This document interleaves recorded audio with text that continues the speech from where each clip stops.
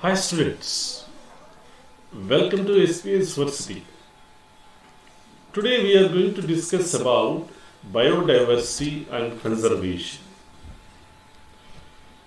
So what is this biodiversity? So in our biosphere, there are different levels of organization. So ranging from molecules to that is the biomass. Whether you take macromolecules, the proteins, nucleic acids, the lipids, to the different types of cells, to different biomes. So there is a lot of diversity in biological organization. In hierarchy, wherever you see, there is a lot of diversity. So this diversity, that is the presence of different species, is called diversity. So in this diversity, so there are basically three types of diversity. That is according to Edward Wilson. So there are three levels of biological organization. That is genetic diversity, species diversity, and ecological diversity. So genetic, species, and next ecological diversity. First, when you come to ecological diversity, in this, a single species can show high diversity at a genetic level. That is, for example, if you take rice. So there are more than 50,000 genetically different strains of rice and 1,000 varieties of mango. So in mango itself there are 1,000 varieties. In rice itself there are 50,000 strains of rice. So once imagine the diversity, genetic diversity in rice and mango. Species diversity, it shows variation at species level. So here if you see this, these are amphibians. When you take the amphibian species diversity, Western Ghats have more amphibian species diversity than Eastern Ghats. So that means in Eastern Ghats and Western Ghats there is a diversity, species diversity in amphibians. But more diversity is seen in Western Ghats and less diversity in Eastern Ghats. Okay. And next, when you come to ecological diversity, this is diversity at ecosystem level. For example, in India, if you take, there are different types of ecosystems into like desert ecosystem, rainforest ecosystem, mangroves, coral reefs, wetland, estuaries, like there are different types of ecosystems. So there is a diversity at ecosystem level. So here what you are seeing, this is coral leaf ecosystem, desert ecosystem, grassland prairie, tundra ecosystem. So there is a diversity at ecosystem level.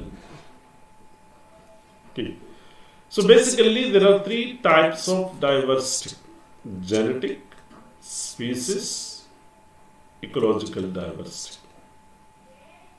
Okay. And when you come to this diversity, okay, so this diversity is not just in a couple of days or years. So the accumulation of biodiversity in Earth is due to millions of years. It has took millions of years for its evolution. Okay. But at present, there is a lot of biodiversity losses due to human activities. If the same continues, we should lose this biodiversity, the wealth, in less than 2 centuries. So people has recognized the importance of biodiversity, and this biodiversity is required for survival of well-being on this planet. Biodiversity is not only meant for species, even it were meant for survival of well-being on this planet. So that's why now we are focusing on the conservation of biodiversity. So biodiversity is required for the survival of well-being of this planet. Okay. So here when you come to species diversity in the world and India, according to IUCN 2004, on Earth, when you take total number of plant and animals, it is roughly about more than 1.5 million. But still it is a question, there are many species yet to be discovered and described. There are a lot of species waiting to be discovered in tropics. According to Robert May, there are about 7 million species in the globe. There are 7 million species in the globe. So in this, if we take the species at each one, that is, in that 70% of recorded are animals, 22% are of plants, and among animals, that is, in animals if we take, that is, 70% is occupied by insects, okay. And the remaining one, that is, when you take fungi, they occupy the species is more than the total number of fishes, amphibians, and there is a lot of diversity in fungi. Okay. So here if you take animals, in animals, that is 70% of them are insects and remaining them are fishes, amphibians, reptiles, aves, mammals. But when you come to fungi, fungal species hold more than the species of fishes, amphibians, reptiles, mammals. So the biodiversity of prokaryotes, and it is still not at all estimated and described because they are microorganisms. Okay. So if you go on accepting this, the microprokaryotes and viruses, their diversity alone might run in millions. So the diversity alone can run in millions. Okay. So if you take India, when it comes to India, there is 12 mega biodiversity. India is one of the 12 mega biodiversity countries. India has only 2.4% of whole land area. But even then it is having 2.4%. It has global biodiversity contributes to 8.1%. So 45,000 species of plants, 90,000 species of animals are being recorded from India. Okay. According to Robert May's global estimate, there are 1 lakh plant species and 3 lakh animal species in India. So here in India, that is, if you take the species diversity, according to Robert May, there are 1 lakh plant species and 3 lakh animal species. Okay. So that's how the biodiversity in India and the globe. According to Robert May, it is of 7 million species. But according to IUCN, it is only 1.5 million species. Whatever it is, there are a lot of species they should be discovered. Okay.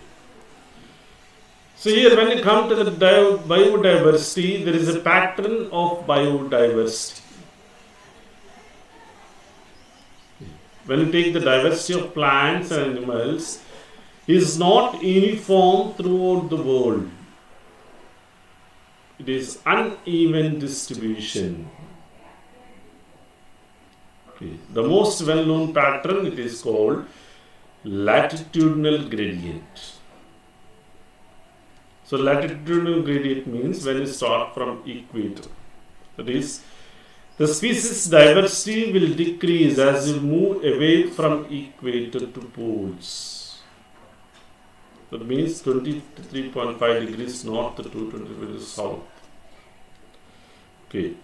So there are more species diversity than temperate or polar region. That is, equator has more species diversity when compared with the temperate or polar regions. Okay. So these are animals which are found in temperate regions. Okay. And when you come to the patterns of biodiversity, just we'll take an example of birds from equator to, that is, we'll take from equator to poles, polar regions. So if you take the Colombia, located near equator, has only 1400 species of birds. But when you come to New York, which comes under temperate, New York comes under the temperate regions, which has only 105 species of,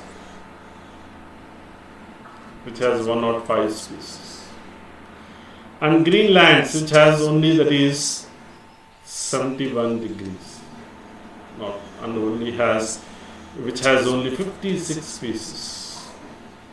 That means, as you move from equator to poles, the species diversity is decreasing. And if you take India, it is, which comes under tropical countries, which has 1200 species. Okay. So here, when you come to forest in tropical region, has 10 times of many species of vascular forest of equal area in temperate regions. That means, as we move from equator to poles, the biodiversity, that is the species diversity, is decreasing. You can see the best example, the birds. So there are 1400 species at equator, Colombia. 1200 species of in India, which is a tropical country. New York, which is a temperate region, that is, which has 105 species. Greenland, which belongs to poles, it has 56 species. So like this, you can see the birds of different, that is, the patterns of birds. Okay. So here if you take this, it is the tropical Amazonian rainforest. So which is located in South America, which has the greatest biodiversity in the world. It is in Amazon forest, there is 40,000 species of plants, 3,000 species of fishes, 1,300 species of birds, 427 species of mammals and amphibians, 378 species of reptiles, and 125,000 species of invertebrates. Such a large biodiversity, which has Amazon rainforest has greatest biodiversity. So you can see the biodiversity of the Amazon rainforest, whether you take in the plants or animals, invertebrates, vertebrates, there is a lot of biodiversity in Amazon rainforest. So what you are seeing, it is the different species which are present in Amazon rainforest. Okay. So here, what is the reason for more biodiversity in tropical areas? That is, when you compare with the temperate regions and when you compare with the polar regions, there is a lot of more biodiversity is seen in tropical regions like India. What is the reason for that? In tropical regions, that is, unlike temperate regions, they are not subjected to frequent drastic changes, like glaciations which are seen in temperate regions. And tropics are undisturbed for millions of years, thus had evolutionary long time for species diversity.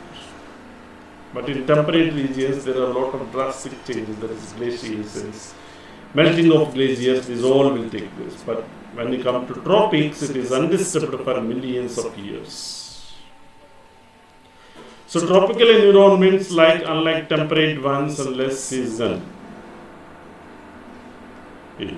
So tropical or less seasonal, the seasonal variations in tropicals are very less and relatively more constant and predictable, so that it leads to greater biodiversity. And moreover, in tropical regions there is more solar energy available. So because of this there is higher productivity. So which in turn, as the productivity increases, which will contribute to more biodiversity. So these three reasons, due to these three reasons, there is more biodiversity in tropical areas when compared with temperate or other polar regions.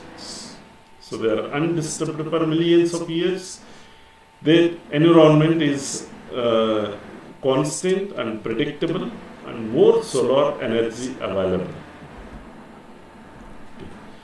Due to these three reasons, there is more biodiversity in tropical regions when compared with what we call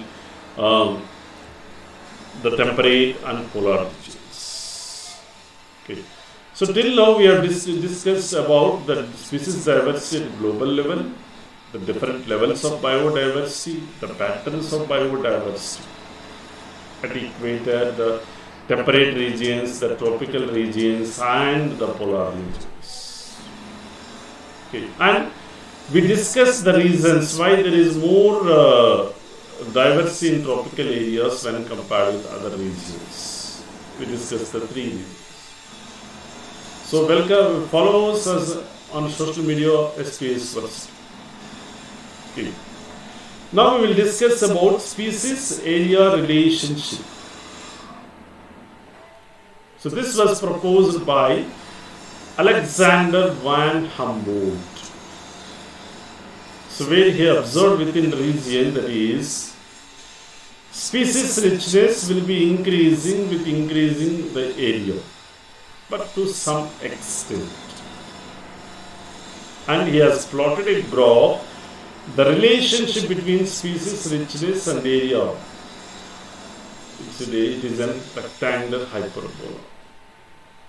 But whereas in logarithmic scale it is a straight line. Okay. So here you can see. So this is log scale graph. And this is, when it is normal plotted, it is rectangular hyperbola. So the formula for this is S is equal to CA to the power of Z. And formula for this is log S is equal to log C plus Z log E. Okay. So here in logarithmic scale, the relationship, that is, it is a straight line. The formula for this is log S is equal to log C plus Z log E. What is S? S means species richness. Z means the regression coefficient, the slope of the line. Y, C is y-intercept. So that is, when you take the Z, the slope of the line will indicate the biodiversity. When you take the Z value, it generally lies between 0.1 to 0.2 for most of the taxonomical groups. But here, as the species relationship is among very large area, the line becomes much more steeper. That means that value will increase. That is 0.6 to 1.2. So 0.6 to 1.2. Okay. So here, as the steepness of the Z line, that is, increases, the biodiversity will increase. So what is the importance of the species diversity to ecosystem? So the more species diversity, the more stable. That is, community with more species will be more stable than those with less species. That means the more the diversity, the species, the community will be more stable. So what are the reasons for ecological stability and stability of biological community? So when you come to this stable community, what is meant by a stable one? A stable community will never show too much of variations. That means variations in the terms of productivity. So from one year to other year, there will be no, that is, too much of variations in the terms of productivity. The variations will be very less. It must be resistant to the disturbances, that is natural disasters, like which are man-made, natural. And there is a less variation in total biomass, and there is higher productivity when compared with other communities. So that means when you take a stable community will not show variation much in productivity. It has high productivity, less variation in total biomass. It must be resistant or resilient to occasional disturbances, that means natural or man-made. Okay.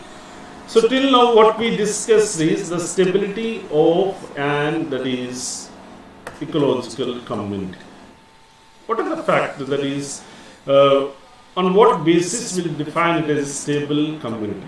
That is, one is productivity, the biomass, and next the resistant levels to occasional disturbances. Okay. So according to this Paul Ehrlich, what Rivet-Popper hypothesis, it was proposed, that is, Paul Ehrlich has proposed an hypothesis called Rivet-Popper hypothesis. So he compared, that is, aeroplane with a community, that is an ecosystem. Okay. So in an aeroplane, all parts are joined using rivets.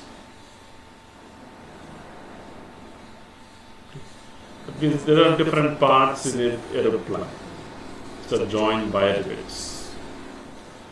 If every passenger traveling in it started popping a rivet and take home, so whoever passenger is traveling in it started taking one part of this. Okay. Initially, it may not affect the flight, but as more and more rivets are removed, the plane becomes dangerously weak over a period of time, and it may lead to collapse. That means, as the rivets are removed, the more number of rivets are removed, what happens is, that is, the more rivets are removed, it leads to collapsing of flight. And furthermore, whatever rivet is removed, it may become critical. So it may be more threat to flight than loss of few rivets in the seats, windows inside the plane. So gradually, as the number of rivets are removed, it may become more threat to this. So he has compared the aeroplane with an ecosystem. Rivets of the aeroplane or species. Popping rivets, that means rivets which are removed, cause for extinction of species, that means they are compared. Flight safety, proper functioning of ecosystem. Rivets on the wing, they are called key species. That means Paul Ehrlich has compared the aeroplane with an, that is, ecosystem, where the rivets are species, the popping rivets cause for extinction of species, flight safety, proper functioning of ecosystem, rivets on the wing, key species.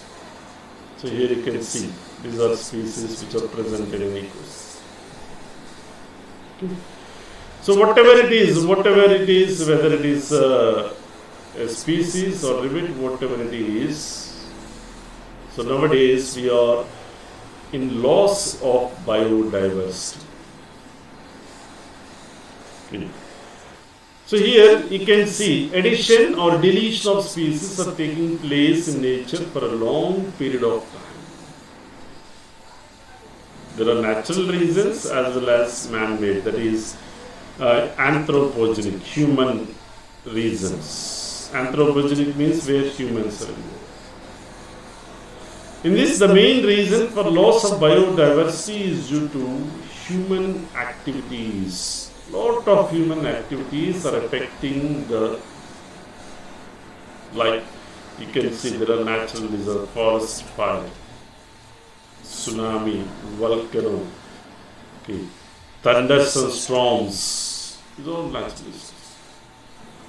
Anthropogenic, which are related to humans. So here you can see,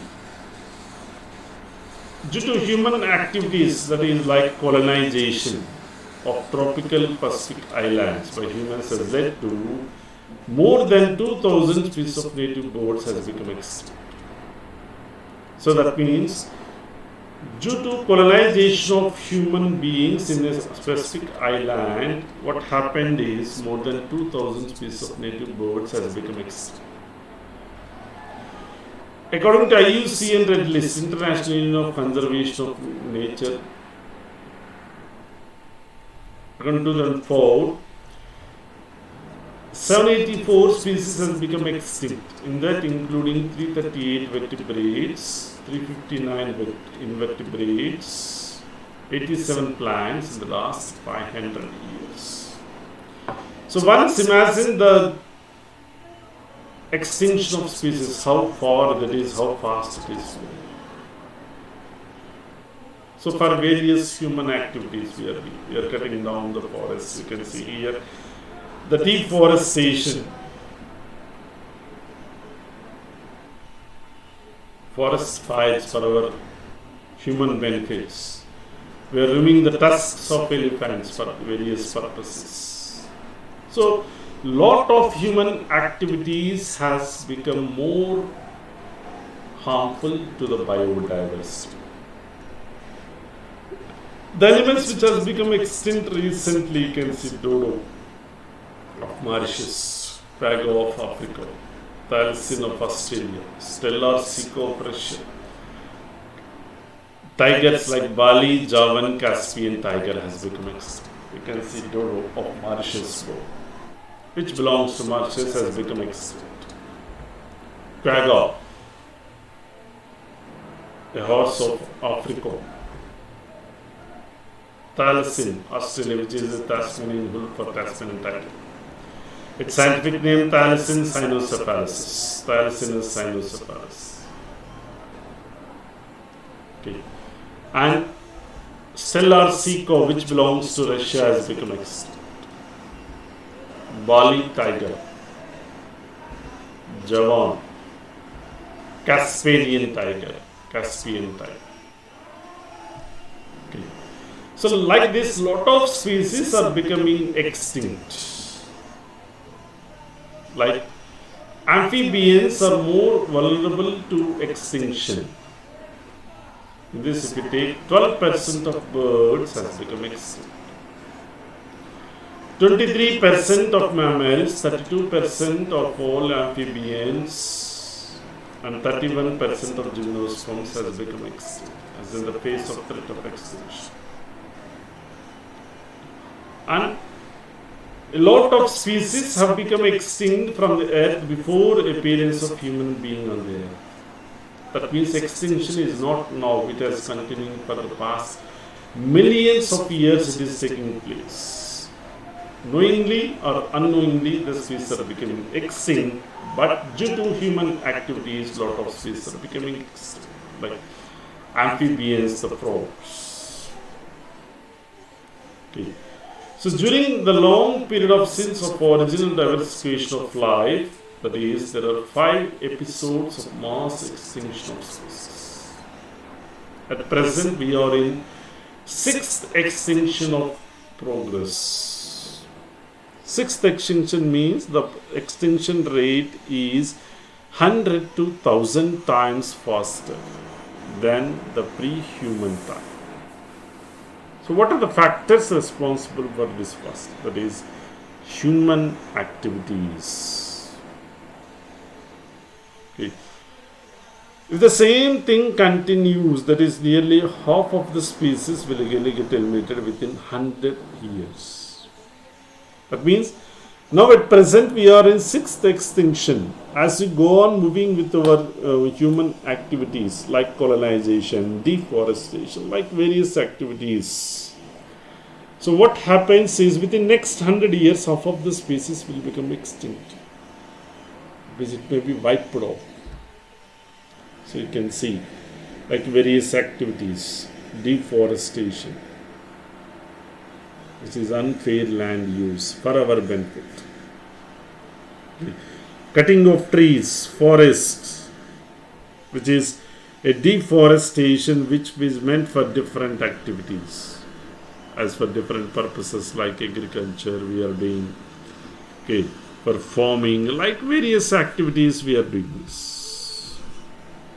So what are the causes of biodiversity loss? There are 4 major causes, that is evil quadrant it is called. So one is habitat loss and fragmentation. Second one is over-exploitation. Third one, alien species invasion. And the final, that is extinction.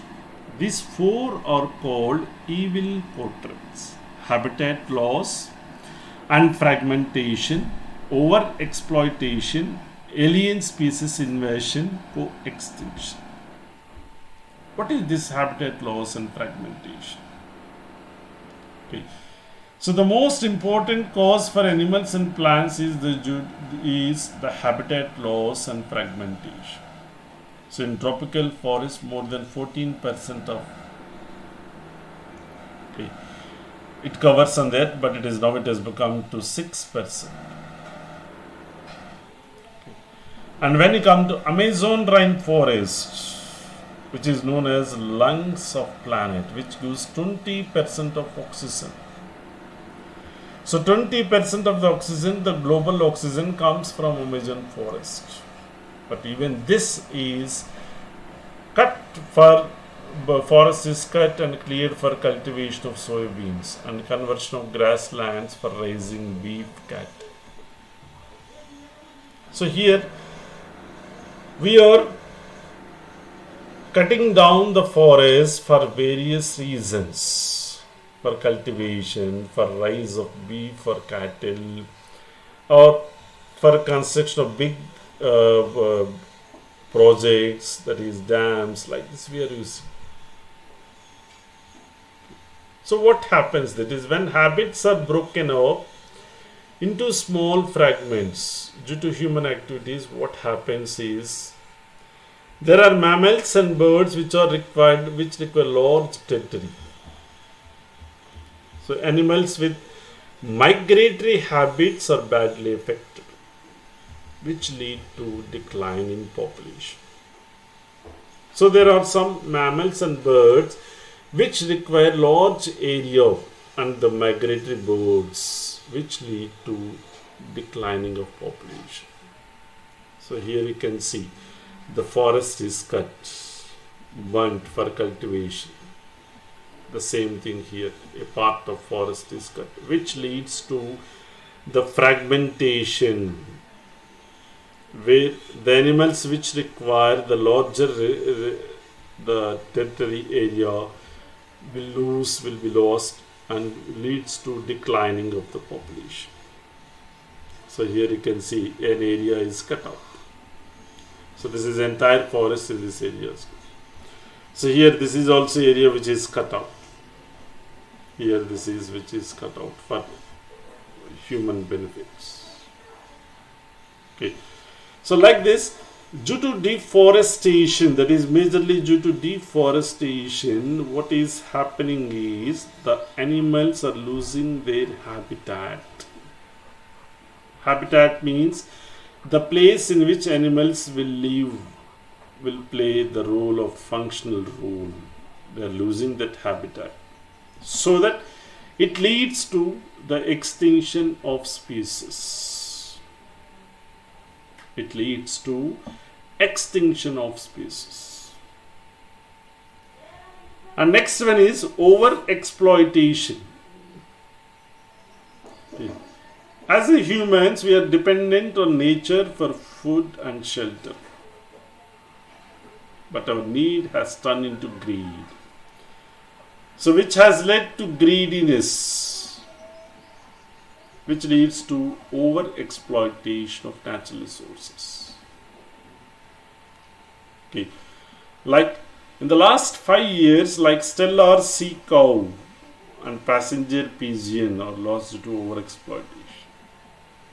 Not only this, even over harvesting of marine fishes has led to their extinction. That is, in marine fishes, fishermen, that is, will harvest, that is, fishermen will capture fishery. By capturing, they will collect it and they will sell the fish for their need. For in their greediness, what is happening is the marine fishes are becoming extinct. Like stellar sea cow due to overhunting, the passenger pigeon also due to overexploitation by humans. That is, even though we are dependent on nature for our food and shelter, due to our greediness, what is happening is it is leading to extinction of species. So here you can see these are marine fishes. So many marine fishes has become extinct due to the captured fishery. So fishermen will capture the fish and sell them in the market. Okay, which give them an economical benefit. And next important thing is alien species invasions. Alien species means species which come from other regions. Like they are called foreign species are introduced into an area. So they turn invasive and they cause extinction of native species. So the alien species which are introduced into an area, they don't have any predators. So there is no predator over them. So that's why the population will increase, which will cause extinction of native species. Like when you take Nile perch, which is introduced into Lake Victoria in Africa, has led to extinction of cichlid fish in the lake. Already in the Victoria Lake there are cichlid fish. Due to introduction of this Nile perch into this Lake Victoria, the cichlid fish, 200 species of cichlid fish has become extinct. Okay. And illegal introduction of African catfish. Its scientific name is Clarius garipinus for aquaculture in India. So what happened is it has led to extinction of indigenous catfishes. So African catfish, that is Clarius garipinus, which is introduced for the purpose of aquaculture, has gone threat to indigenous catfishes in our rivers. Okay.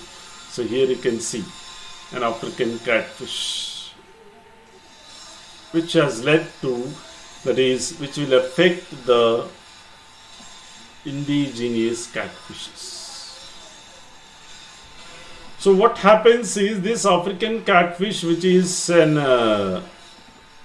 taken for the aquaculture purpose, will lead to extinction of the indigenous, which is endemic species of catfishes has become extinct.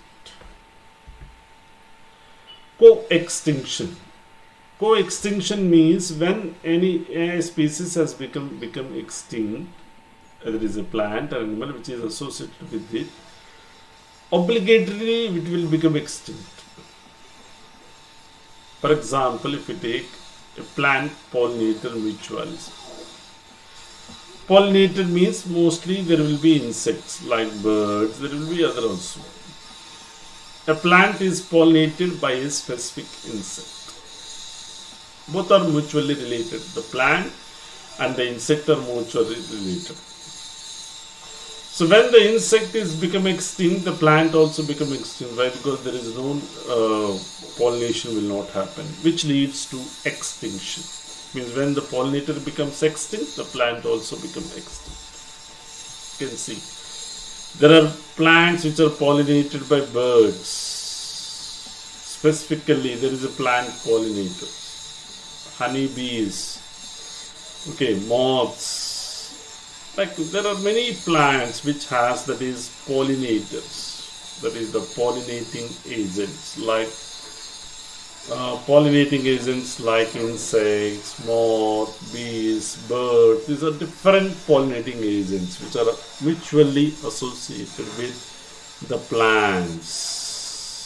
There is a mutualism between the plants and pollinator. So both pollinator and the plant will get benefit. So pollinator will do the pollination, plant will give the required nutrients, like the plant will give nectar to the insects and birds. So both are in mutualistic relationship. So when any one will become extinct, the other species also become extinct. This is called co-extinction. So this is called co-extinction. Okay. Till now we discussed about the 4 evil quadrants. That is the habitat loss and fragmentation, overexploitation, alien species invasion, and next the final one is co-extinction. Okay, we are in now 6th extinction of the process, that is the 6th extinction stage, where the extinction is 100 to 1000 times faster. Okay, but what is the need to conserve biodiversity? Is there any need? So there are many reasons to conserve biodiversity. Some of them are obvious and others are not. But all are important. So the reasons can be grouped into 3 categories. That is, narrowly utilitarian U, broadly utilitarian U, ethical U. What does narrowly says? Narrow says that from the nature we are getting countless direct economic benefits like food, fire, wood, construction material, industrial products, like many products we are getting. So conservation of biodiversity for economical importance is called narrowly utilitarian view. Okay, narrow utilitarian view says about economic benefits from the forest. Like you can see, fruits, spices, medicines, many agricultural products, cotton, aloe vera, like this. We get many products from the forest which are economically useful to us. So narrow utilitarian view says about the economic benefits of nature to us. So what does broad utilitarian view says about? It says about the ecosystem services that provide, which we cannot keep a price tag. That means which we can't keep a price tag to the services. Like, for example, if you take Amazon forest, it is estimated to produce 20% of total oxygen in the atmosphere. So where we cannot keep a price tag. Pollination, priceless service. Aesthetic pleasure,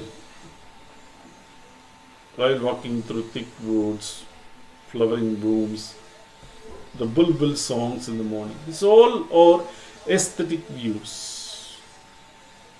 Okay. Like you can see the pollination, the soil formation, okay, climate control. These all are ecosystem. These all are ecosystem services. Okay. So these all are ecosystem services. Okay. Like, so these ecosystem services are the priceless one. So which we cannot keep the price tag. So where we cannot keep the price tag. Okay. Like the pollination, soil formation, okay, aesthetic value. So these all are okay. So these all are the ecosystem services where we cannot keep a price tag. Okay. So this is broad utilitarian view. Come to ethical one. What ethical says? Whether it is philosophical or spiritual, we need to realize that every species has an intrinsic value. Whether it is a snake or bird, fish, whatever it is has an intrinsic value. So, as a moral duty, we should take care of them and pass to the next generation in good order. So, when it is speak about ethical ones, that is, every species has an intrinsic value. So, ethically, we need to care them and pass to the next generation. So, narrow utilitarian, broad utilitarian, and ethical mean that is. Narrow says about economic benefits of nature. Broad utilitarian says about ecosystem services. Ethical says morally we should protect the each and every species on the earth. Okay. So follow us SPSVERSITY on social media. Okay. We studied till now about what is the need to conserve biodiversity. Okay. So how to conserve biodiversity? So conservation of biodiversity, when we conserve and protect the whole ecosystem, the biodiversity at all levels is protected. Like there are in situ conservation and ex situ conservation. So there are two ways by which the biodiversity can be conserved, that is in situ and ex situ conservation. So what is this in situ? So in situ is the process of conservation of biodiversity in its own habitat. Like if you take, there are total 34 biodiversity hotspots in the world. In that, one among is the Western Ghats, which is hotspot. That is, hotspots means where there is a lot of species richness, and endemism. Endemism means which are restricted to specific area. Okay. And all the biodiversity hotspots put together cover less than 2% of Earth's land area. So, in hotspots, there is a which will reduce the ongoing mass extinction almost 30%. That means you should need to protect these hotspots. So one is Western Ghats. What you are seeing in the picture, it is the Western Ghats. Nice waterfalls, hills. There are a lot of this one. You can see. In India, when you come to this, there are 14 biosphere reserve systems, 90 national parks, 448 wildlife sanctuaries, sacred groves, lakes, forests. This all comes under the in situ conservation. So you can see wildlife sanctuaries, bird sanctuaries, national parks, biosphere reserves, ex situ conservation. In this, the threatened species, whether it is a plant or animal, it is taken out from natural habitat and placed in artificially protected area and given them special care. Okay. Like there are many animals which are mild animals which are continue to protected in artificial areas. Like you can see zoological parks where a lot of animals like tiger, lion are protected. Botanical gardens where rare species are good. Wildlife safari parks. So here you can see botanical garden. This is botanical garden. These are botanical garden. These are safari parks where the wild animals are protected. Okay. So whatever it is, whether it is a what we call wild safari, zoological park, botanical garden, we are using by conclusion. Okay. By ex situ conservation. Okay. Whatever it is the biodiversity conservation is the collective responsibility of all the nations, not one or two. Each and every individual and all the nations. So in 1992, an Earth Summit was held in Rio de Janeiro, by all the nations to take proactive measures for conservation of biodiversity and sustainable utilization of these benefits.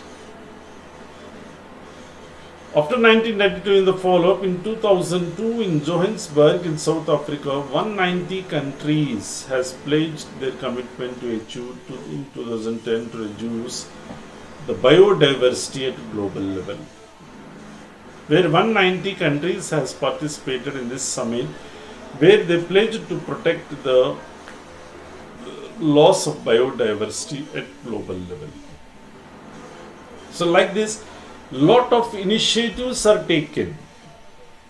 Like you can see the summit which is held in Rio de Janeiro in 1992, and in 2002, that is in the World Summit of Sustainability in Johannesburg, South Africa, which is meant for reducing the biodiversity at global level. Okay. So thank you all. Follow us on social media, SPSVERSITY. We'll meet again in the next session.